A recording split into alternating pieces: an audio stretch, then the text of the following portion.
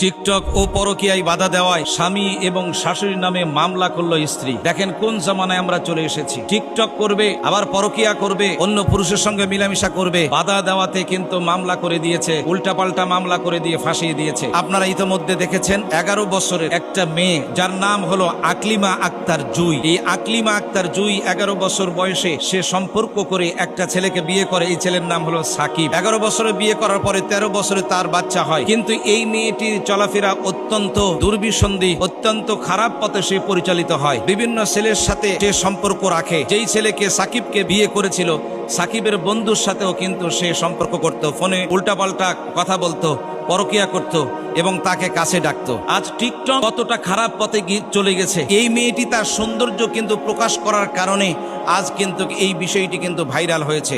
শুধু তাই নয়, বিয়ের পর থেকে তার চলাফেরা যখন অত্যন্ত খারাপের দিকে যখন চলে গেল, তার শাশুড়ি